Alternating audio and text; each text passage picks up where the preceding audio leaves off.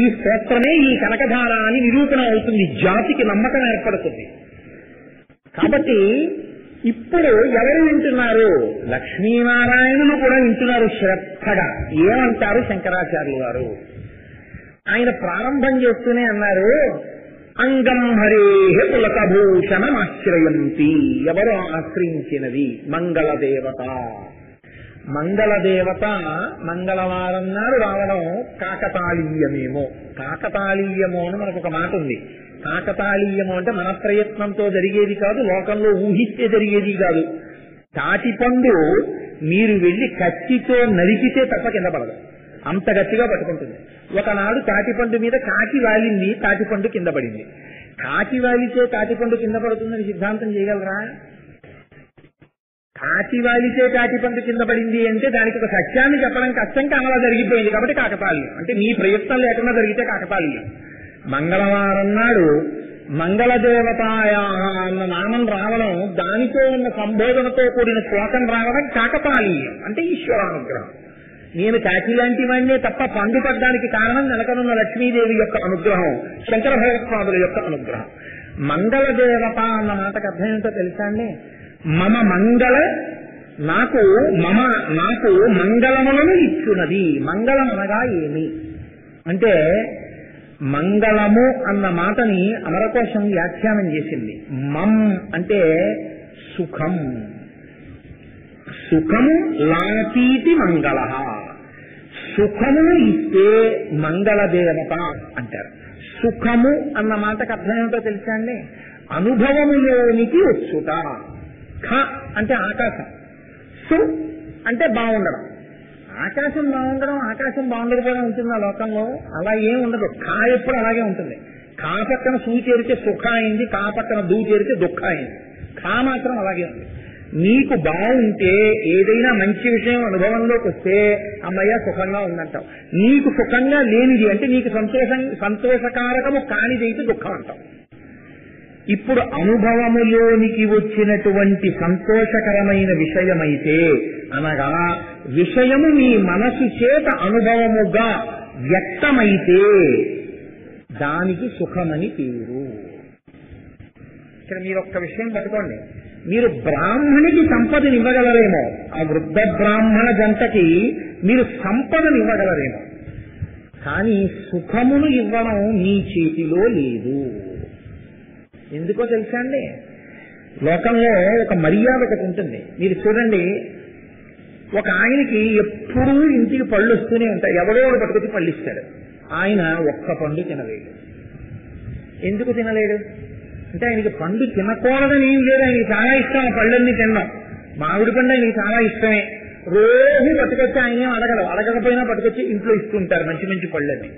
కానీ ఆయన పళ్ళు చూస్తే, ఫోన్లే నేను తిననిది ఎవరు తిన్నా సుఖం ఒకటే అని ఇవ్వగలిగితే మంచిది.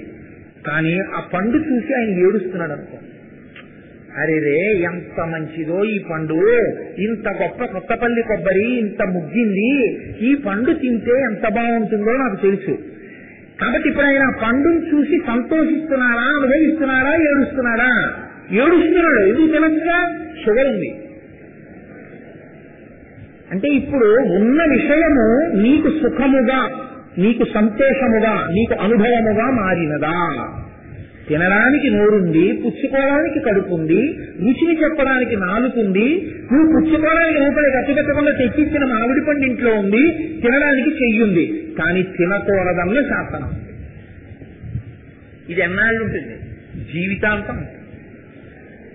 కాబట్టి ఇప్పుడు సుఖమన్న మాటకు అర్థం ఏంటంటే సంపద ఒక్కటే కాదు, అనుభవముతో కూడిన సంపద.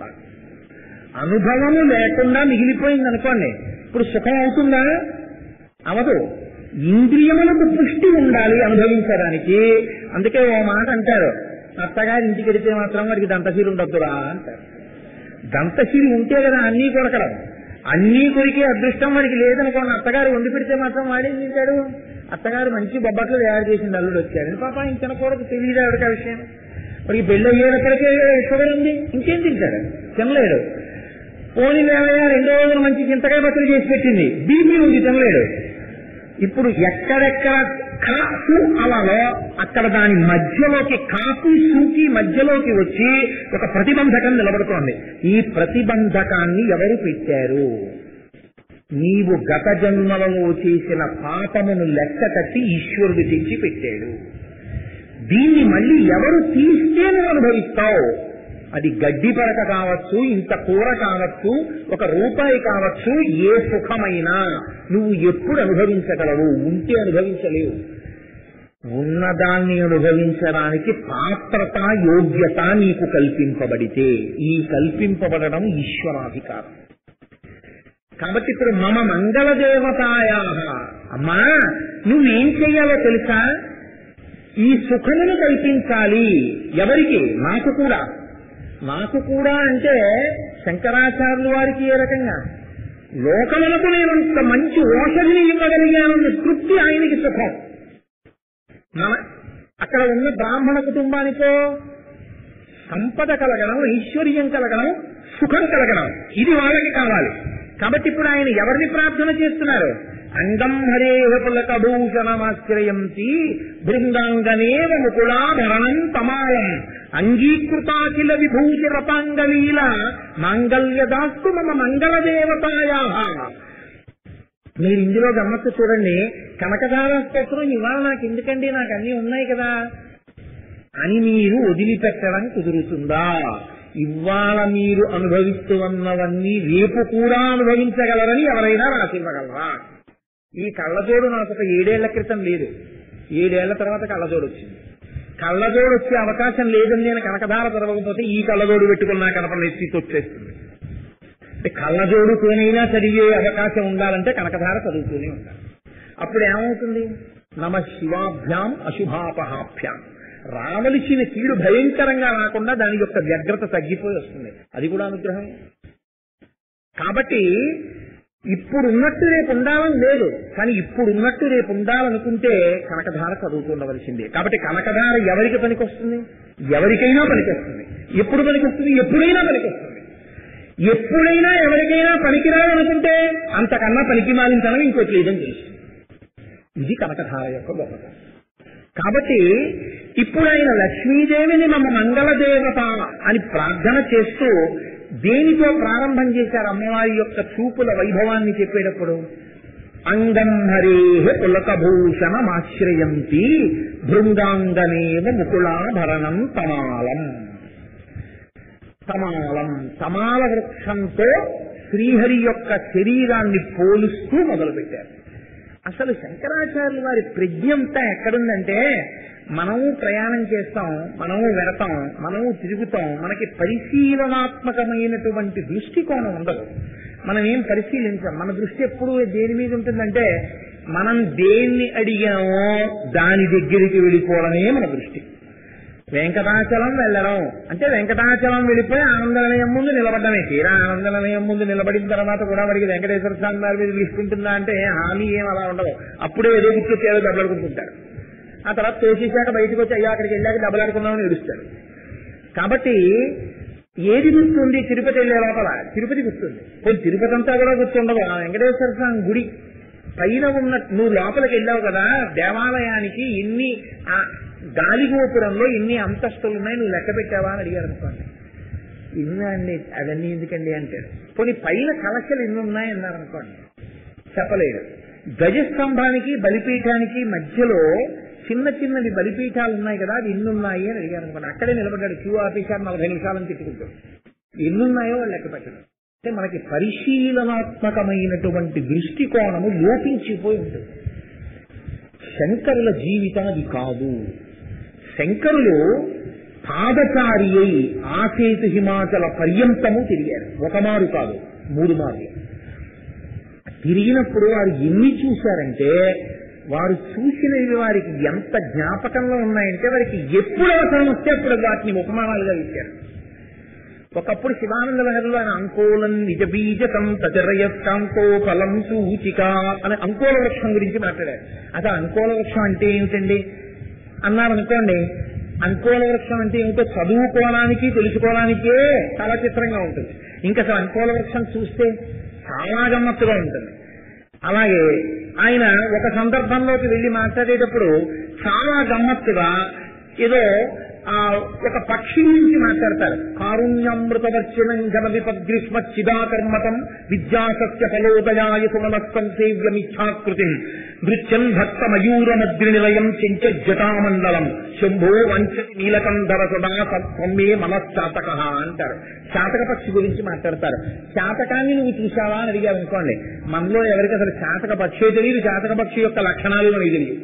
కానీ శంకరుడు చాతక పక్షిని ఇచ్చారు.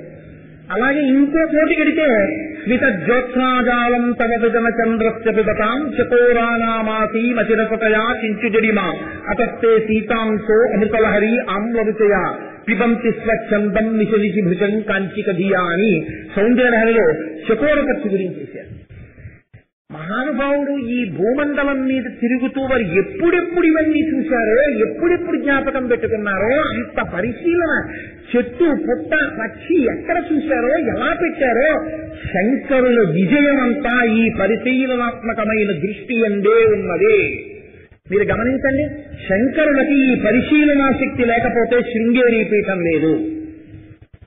ఇవాళ మీరు తుంగానది ఒడ్డున నిలబడితే ఒక్కసారి ఆ కొండల వంక చూస్తుంటే, ఆ నది వంక చూస్తుంటే, అయ్య బాబోయ్ ఇప్పుడే ఇలా ఉంది కదా, ఇక్కడ తుంగానది మీద ఉన్నటువంటి వంతెన దాటి గురునివాస్ వైపుకు వెళితే ఎక్కడ చూసినా బోర్డులు బివేర్ ఆఫ్ స్నేక్స్ అని, పాములు బొమ్మలేసుంటాయి.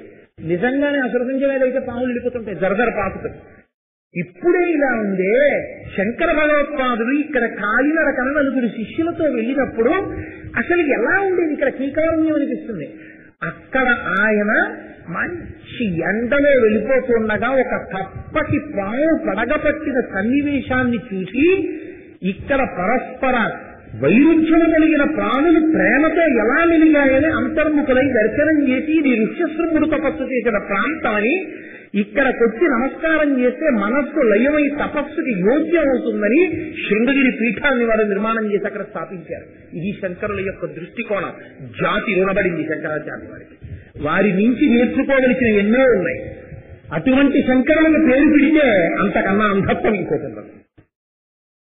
కాబట్టి అటువంటి శంకర భగవత్పాదులు ఇవాళ ఒక చెట్టు గురించి చెప్తున్నారు. తమాలం అంటున్నారు. తమాల వృక్షము అంటే దాన్ని తెలుగులో చీకటి మ్రాను అని పిలుస్తారు. నేను కూడా ఆ చెట్టుని చూడలేదు. ఒకవేళ ఆ చెట్టుని నేను చూసి ఉన్నా చెట్టుని నాకు తెలియదు. నేను కూడా పుస్తకాన్ని ఆధారం చేసుకుని చెప్తున్నాను. కాబట్టి నేను చెప్పిన దాన్ని వినేసి కోటేశ్వరరావు చూశారని అనుకోవద్దు. కనీసం ఆ పాటి ధర్మంతో చెప్పకపోతే ఉపన్యాసం చెప్పడం అనవసరం. శంకరాచార్య వారి స్వామి తమాల వృక్షములు సముద్రపు ఒడ్డున పెరుగుతాయి అంటారు. అసలు అది చూడడానికే చాలా నల్లటి కాండంతో కొమ్మలు అవి కూడా చాలా చీకటిగా, చీకటి అంటే నలుపు, అంత నల్లగా ఉంటుంది ఆ చెట్టు అంటారు. అంత నల్లగా ఉండేటటువంటి తమాల వృక్షాన్ని శంకరాచార్యుల వారు మనసులో ఒక్కసారి స్మరించారు. వృక్షంతో సమానమైన స్థితి భగవంతుడికి వేయడానికి ఇంకొక ఉపమానం లేదు బహుశా. అంత గొప్ప ఉపమానం. వాల్మీకి మహర్షి కూడా ఈ వృక్షాన్ని తీసుకున్నారు. నిన్ననే అనుకుంటాను ప్రస్తావించా. నివాస వృక్ష సాధూనాం ఆపన్నానాం పరాగతి ఆత్తానాం సంశ్రయశ్చైవ యశస్సైకభాజనం అంటుంది తార. రాముడి గురించి చెప్తూ, రాముడంటే చెట్టయ్యా, ఎవరు చెట్టు మొదటి కడతారో, పాదముల దగ్గర కడతారో వాళ్ళకి నీడ లభిస్తుంది. చెట్టు దగ్గరికి వెళ్లకుండా దూరంగా నుంచి చెట్టుని స్తోత్రం చేస్తే మాత్రం చెట్టు యొక్క నీడ దొరకదు. అందుకే సనాతన ధర్మము అన్న మాటకి అర్థం ఏమిటంటే ఉపన్యాసం చెప్పడము, ఉపన్యాసం వినడం కాదు, అనుష్ఠానము సనాతన ధర్మము.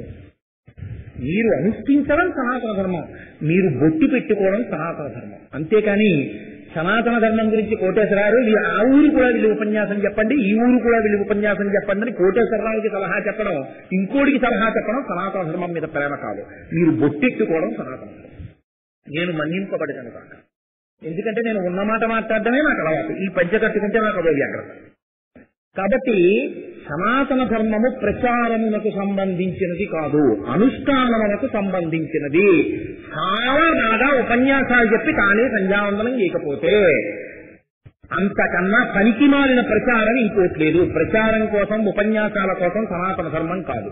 నువ్వు బాగా ధ్యానం చెయ్యి, నువ్వు బాగా చదువుకో, నువ్వు బాగా సంధ్యావందనం చెయ్యి, నువ్వు బాగా గాయత్రి చెయ్యి, తర్వాత రోజు ఏదో 1 గంటన్నర 2 గంటలు భగవంతుడి స్తోత్రంగా, అది కూడా ఒక తపస్సుగా, దాని మీద నువ్వు ఏమీ కోరుకోకుండా నువ్వు పూజ చేస్తే నీకు ఎవరిస్తారు? నువ్వు పూజ చేసే రూపాయలు ఇస్తారా? నీకు ఎందుకు ఇస్తారు? మా ఇంట్లో పూజ చేస్తున్నానంటే దక్షిణ ఇమ్మంటే ఇస్తారా? ఈశ్వరుడి పూజగా స్వీకరించి చెయ్యి చాలు. అది అనుష్ఠాన పర్యంతంలోకి వస్తేనే సనాతన ధర్మం. అనుష్ఠాన పర్యంతంలోకి రాకుండా వింటే ఉపయోగపడేది సనాతన ధర్మము కాదు. మీరు బాగా జ్ఞాపకం పెట్టుకోండి. విన్నది ధర్మం కాదు. ధర్మం అనగా ధ్రియతేవా జనైరితి ధర్మం. మీరు పట్టుకున్నది అనుష్ఠించిందే ధర్మం. ధర్మం తెలిసి ఆచరించకపోతే రాముడు, ధర్మం తెలిసి ఆచరిస్తే రాముడు. రామాయణం అంతా అంతే. సనాతన ధర్మం అంటే విని తెలుసుకుని అనుష్ఠించుట. అనుష్ఠించడం దగ్గరికి వచ్చేటప్పటికి మాత్రం ఎన్ని వంకలు పెట్టాలో అన్ని వంకలు పెట్టి వినేయడానికి మాత్రం చాలా శ్రద్ధగా ఇలా కూర్చుంటే అది సనాతన ధర్మమునందు పూనిక కాదు. ఒక్క నాటికి దాన్ని పూనిక అనరు. అది లేనప్పుడు నీకు ఈశ్వర కృప కలుగుతుందని కూడా నమ్మకం లేదు. అంతే కదండి. రొట్టె కావాలి అంటే పెనం మీద ఉండాలి, కింద అగ్నిహోత్రం ఉండాలి. నీకు అనుష్ఠానంలోకి వచ్చి శ్రద్ధ ఏర్పడి నమ్మకం ఉందని గుర్తేంటి? నువ్వు ఆచరణలోకి తెచ్చుకోవాలి. అన్నం తింటే ఆకలి తీరుతుందని నమ్మకం ఏమిటండి అన్నాం అనుకోండి, తిని తెలుస్తుంది అంతే. దానికి ఇంకా జవాబు లేదు. అన్నం తింటే ఆకలి తీరుతుందండి, ఈయన్ని చూడండి ఎంతమందిని చూపించినా నువ్వు నమ్మనంత కాలం దాని మీద తర్కం లేదు. అన్నం తింటే ఆకలి తీరుతుంది, నువ్వు తిని చూడు, నీకు తెలుస్తుంది. సనాతన ధర్మమునందు ఉంటే ఈశ్వరానుగ్రహం కలుగుతుంది. అనుష్ఠించి చూడు, నీకు తెలుస్తుంది. విని చూడు, నీకు తెలుస్తుంది. ఒక్కనాటికి లేదా వినడం ఇంకా అభివృద్ధి చేసుకోవడానికే తప్ప వినడం కోసం సనాతన ధర్మంలో లేదు. చెప్పడం కోసం సనాతన ధర్మంలో లేదు. నీ అనుష్ఠానం కూడా మెరుగుపడుతుంటేనే చెప్పు. నీ అనుష్ఠానం పాడైపోతోంది, ఇది పెద్ద వ్యాపకం అయిపోతోంది అనుకుంటే మాని ఏం పర్వాలేదు. అంతకన్నా ధ్యానం చేసుకో కూర్చొని. ఇంతకన్నా అదే గొప్పది తప్ప ఇదేదో పెద్ద వ్యాపకం చేసేసుకుని అసలు మానేసేందుకు భ్రష్టుడు అయిపోతావు. అంత నిర్దాక్షిణ్యంగా ఉంటుందంటే. కాబట్టి ఇప్పుడు ఆయన చీకటి మ్రానుతో పోలుస్తున్నారు. నల్లటి చెట్టు ఉంది. ఎవరా నల్లటి చెట్టు? అంగం హరేహే. ఆ చెట్టే. ఆ చెట్టు అన్నది మీరు చూడండి, కదలకుండా చెట్టు ఉండదు. చెట్టు కదలకుండా ఉండడం అన్నది మీరు ఎప్పుడు చూడలేరు. చెట్టు మొత్తం స్థానువైపోయి అసలు ఆకు కూడా కదలకుండా ఉండడం అన్నది ఎప్పుడు ఉండదు. ఎక్కడో అక్కడ ఏదో చిన్న కదలిక ఉంటూనే ఉంటుంది. ఇప్పుడు అంగం హరేహే అన్నారు శంకర భగవత్పాదులు. ఆయన ఏ మాట వేసినా అమృతపు గురికండి అది. అంగం అన్న మాటని అమరకోశం వ్యాఖ్యానం చేసింది. చలతి అంగం, ఏది కదులుతుందో దాన్ని శరీరం అంగం అంటారు. చలనం లేదనుకోండి అది అంగం కాదు, శరీరం కాదు. అప్పుడు అది శివము లేదు, ఇంకొకటి. కాబట్టి అంగం హరేహే. హరి యొక్క శరీరము దేనితో పోల్చబడినది? తమాల వృక్షంతో పోల్చబడింది. చీకటి మ్రాను ఎలా ఉంటుందో అలా ఉన్నాడు శ్రీహరి. ఇక్కడ మీరు ఒకటి గుర్తుపెట్టుకోండి, స్వామి నల్లగా ఉంటారు, నీలమేఘశ్యాముడు. తమాల వృక్షం నల్లగా ఉంటుంది. కానీ ఒక్కటి తేడా, కళ్ళకి గంటలు కట్టి పూరాభిషేకంలో వెంకటేశ్వర స్వామి వారి దగ్గరికి ఇంతకు ముందు చూడని వాడిని తీసుకెళ్లి అక్కడ నిల్చోపెట్టి గంటలు విప్పి ఈయనెవరు అంటే నాకు తెలియదు అంటాడు. ఎందుకని అంటే అలంకార రహితుడైన వెంకటేశ్వరుణ్ణి నువ్వు గుర్తుపట్టలేవు. మళ్లీ నీకు కళ్ళకి గంటలు కట్టే ముందు ఇక్కడ చూసుకో, ఇవన్నీ నువ్వు ఇక్కడే ఉన్నావో లేదో. ఇక్కడే ఉన్నాను గుర్తుపెట్టుకున్నానండి. ఇప్పుడు ఆయనకి చీర కట్టేసి ఊర్ధపుండ్రాలు పెట్టేసి కిరీటం పెట్టేసి శంఖచక్రాలు పెట్టేసి మళ్లీ కళ్ళకి గంటలు కట్టి ఇప్పి ఎవరైనా అయ్యో వెంకటేశ్వర స్వామి నాకు తెలుసండి. ఎక్కడున్నావు? గుడి మారిందా? అయ్యో అక్కడే ఉన్నానండి, మరి ఇంతకు ముందు చూసింది వెంకటేశ్వర స్వామి. అవును వెంకటేశ్వర స్వామి, ఎందుకు గుర్తుపట్టలేకపోయావు? అలా నేను ఇప్పుడు చూడలేనండి అంటాడు. ఎందుకు గుర్తుపట్టలేమో తెలుసా అండి? ఒక్కటే కారణం, విష్ణువు అలంకార శోభితుడు. ఎప్పుడూ అలంకారంతో ఉంటాడు ఆయన ఎప్పుడు కూడా రకరకముల ఆభరణములతో శోభిస్తూ ఉంటాడు. అలా శోభించేటటువంటి విష్ణువు అలంకారము లేనివాడుగా ఉండడం అన్నది ఉండదు. అది అభిషేక సమయంలో అయితేనే అలా కనపడతాడు. ఇప్పుడు శంకరుడు చెప్తున్నది ఆ సందర్భం కాదు, అభిషేక సమయం కాదు. కాబట్టి ఇప్పుడు ఆయన కదులుతున్నటువంటి విష్ణువు, కాబట్టి కదులుతున్న తమాల వృక్షం. మరి దీనికి అలంకారాలేవి అంటే విష్ణువు అక్కడ ఉంటే అలంకారం తెచ్చి మీరు ఆయనకి పెట్టాలి అంటే ఆయనదైనదే ఆయనకి అలంకారం తప్ప ఆయనది కానిది ఆయనకి అలంకారం కాదు. మీరు గుర్తుపెట్టుకోండి. నందకము అన్నారనుకున్నది విష్ణువు యొక్క ఖడ్గం, శారంగము అన్నారనుకున్నది విష్ణువు యొక్క ధనస్తే, అంటే అదే విష్ణు తేజం. అంతే, శారంగం అంటే విష్ణు తేజం, నందకం అంటే విష్ణు తేజం, కౌమోదకి విష్ణు తేజం, పాంచజన్యము విష్ణు తేజం, కౌస్తుభము విష్ణు తేజం, వనమాల విష్ణు తేజం, సుదర్శనము విష్ణు తేజం. అవన్నీ విష్ణు తేజాలే అవన్నీ. అంతేకాని బయట నుంచి తీసుకొచ్చి పెట్టుకున్న ఆభరణాలు కాదు. కోటేశ్వరరావు గారి ఉంగరము కోటేశ్వరరావు గారి తేజస్సు అని చెప్పడానికి ఏం లేదు లోకంలో.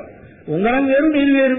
నా తేజస్సు నా ఉంగరం కాదు, నా ఉంగరం నేను కాదు, రెండు వేరు.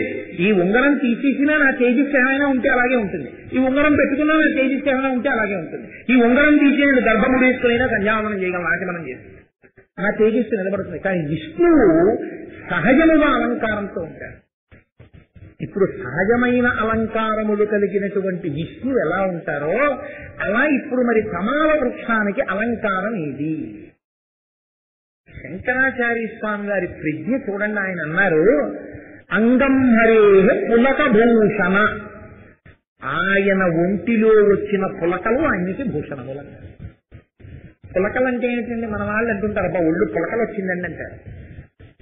ఒక మాట దగ్గర వాడడంలో మన వాళ్ళకున్నంత ప్రజ్ఞ ఎవ్వరికీ ఉండదు. పులకరించ దగ్గర జలధరించంటారు, జలధరించ దగ్గర పులకరించంటారు, పరిమాణము దగ్గర పరిణామం అంటారు, పరిణామము దగ్గర పరిమాణం అంటారు, పరసతి దగ్గర పరపతి అంటారు, పరపతి దగ్గర పరసతి అంటారు. అన్ని తప్పు మాటలే, ఒకదాని దగ్గర ఒక మాట వేసేసుకుంటారు, ఎంతో అర్థం మారిపోతుంటారు. కాబట్టి ఆయన ఇవాళ ప్రయోగం చేస్తున్నటువంటి దానిలో పులకలు అన్న మాటకు అర్థం ఏమిటంటే ఆయన శరీరంలోనే ఆయనలోనే కలిగినటువంటి ఆనందము లోపల పట్టక పైకి ఉద్భుతమైతే అది పులకలు. నేనే ఉన్నానండి, ఏదో చూసేటప్పటికి ఎప్పుడు పెడతానా కాలడి ఎప్పుడు పెడతానా అని నేను కలలు కని ఒకనాడు కాలడి వెళ్ళి శంకరాచార్య స్వామి గారు పుట్టినటువంటి ఇంటి దగ్గరికి వెళ్ళి ఆ గడపలోంచి లోపలికి వెళ్తున్నాను. ఇది శంకర భగవత్పాదులు ఆడుతున్న చోటు, ఇది శంకర భగవత్పాదులు కూర్చుని సంస్కృత పాఠాలు వెల్లించిన చోటు, ఇది పూర్ణానదిని తీసుకొచ్చిన చోటు, ఇది నా తండ్రి శంకరుడు శంకరాచార్యుల వారిగా నడియాడిన చోటు. నాకు ఈ భావన కలగగానే లోపల ఆనందం వచ్చి నాలో ఉన్న వెంట్రుకలన్నీ నిక్కపొడుచుకుని రోమ కూపములు పొక్కుల్లో అయిపోయి పైకి పొటమరిస్తాయి. ఈ పొటమరించినవి మళ్ళీ ఈ ఆనందము నాలోకే జారిపోతే ఇంకిపోతే ఈ పొక్కులన్నీ రోమరంధ్రములుగా కలిసిపోతాయి, నిలబడిన వెంట్రుకలు ఇలా పడిపోతాయి. శంకరులు అన్నారు, కమాల వృక్షముతో పోల్చబడిన హరికి అలంకారము హరి ఒంటిలో వచ్చిన పులకలే. ఆయనకి పులకరించొచ్చిందంటే చాలా సంతోషం కలిగింది. చాలా సంతోషం ఎందుకు కలిగింది? ఇక్కడ చెప్తున్నారు, ఆయన గమ్మత్తైన మాట చెప్పారు. అంగం హరే పులకభూషణమాశ్రయంతి భృంగాంగనేవ ముకులాభరణం తమాలం అంగీకృతాకిల విభూతి అపాంగలీలా.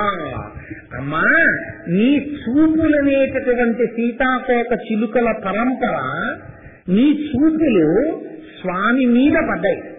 నువ్వు స్వామి వంక చూసేటప్పటికి స్వామికి పులకలు వచ్చాయి. ఇప్పుడు స్వామివారికి పులకరించి అమ్మవారు చూస్తే వచ్చింది అంటే అదంత గొప్పదని ఎందుకండి చెప్పడం? అలా ఎందుకు గొప్పదైందండి? మీరు గమనించండి, విష్ణువు వికారాతీతుడు. షడ్వికారములు మనకుంటాయి కానీ ఆయనకి సంతోషంగా ఉండడం దుఃఖంగా ఉండడం ఏముండవు. ఏ వికారములు ఉండడానికి అవకాశం లేనటువంటి నారాయణుడికి సంతోషం కలిగింది.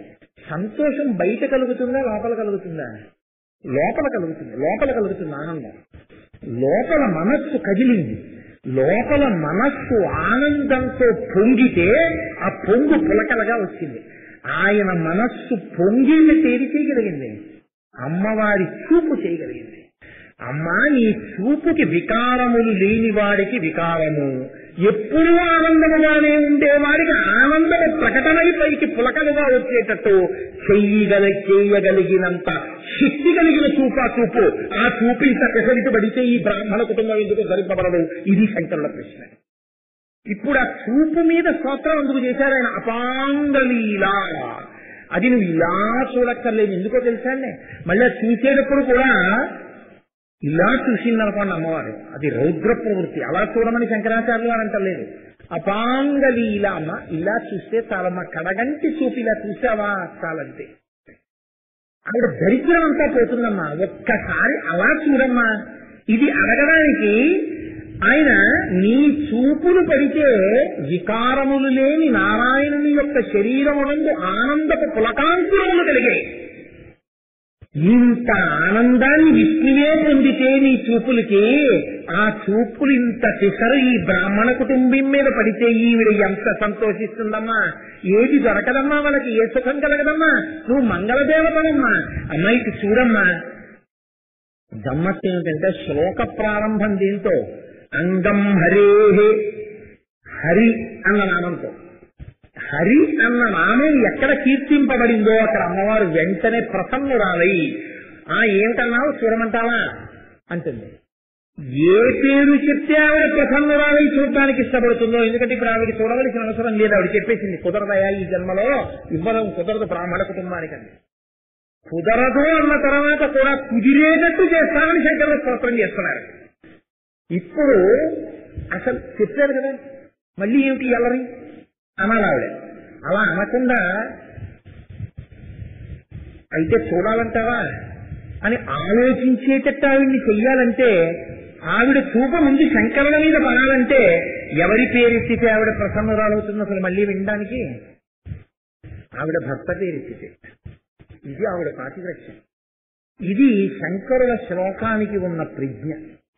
కాబట్టి అంగం హరేహే, హరేహే అన్న మాట ఎందుకు వాడాలి? హరి అన్న మాట వాడకుండా నారాయణ, విష్ణు, ఎన్ని లేవండి. విష్ణు సహస్రం మీరు చదువుతున్నారు కదా, ఎన్ని నామాలు ఉన్నాయి, అందులో ఏ నామం వేస్తే సరిపోదు. కానీ అలా వేరు శంకరాచార్యులు వారు. హరి అంటారు.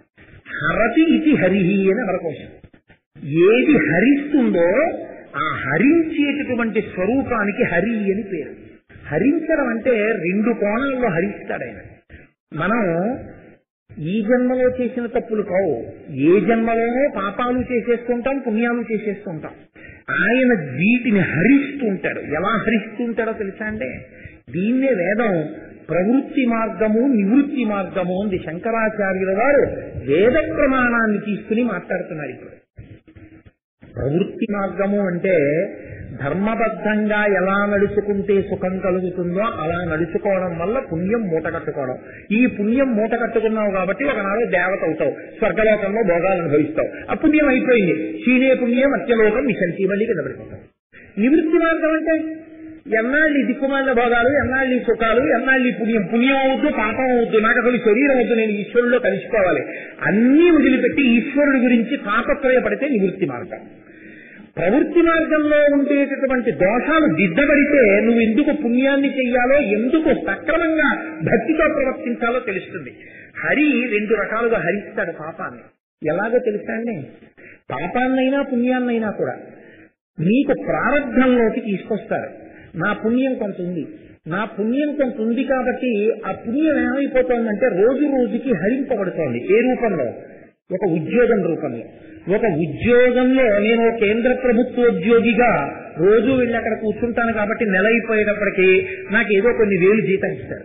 ఇప్పుడు నేను కొన్ని వేల రూపాయల జీతం పుచ్చుకోగలిగినటువంటి స్థితి కొన్ని కోట్ల మంది ఏది లేక బాధపడుతున్నారో అది నాకు ఎందుకు కలిగిందంటే గత జన్మలలో నాకు ఒక పుణ్యం ఉండబట్టి దాన్ని అడ్డుపెట్టి ఈశ్వరుడు నాకు ఇది ఇచ్చాడు. ఇప్పుడు నా పుణ్యం ఖర్చు అయిపోతుంది, హరించేస్తున్నాడు పుణ్యాన్ని. ఇదే శంకరాచార్యులు వారు ప్రత్యాయాంతికతాః పునర్నదివసాః కాలో జగద్భక్షకః అన్నారు. తినేస్తుంటాడు ఆయన, పుణ్యాన్ని హరిస్తాడు, పాపాన్ని కూడా హరిస్తాడు. అది ఎలా హరిస్తాడో తెలుసా అండి? పాపాన్ని అనుభవంలోకి తీసుకొస్తాడు, పాపాన్ని దుఃఖంగా అనుభవంలోకి తీసుకొస్తాడు. నేనే ఒక పాపం చేసి ఉన్నాను, ఆ పాపానికి నేను ఇప్పుడు దుఃఖం అనుభవించాలి. కాబట్టి నేను ఆ పాపానికి దుఃఖం అనుభవించాలంటే ఏడవాలి. ఏడవాలంటే ఏం చేయాలి?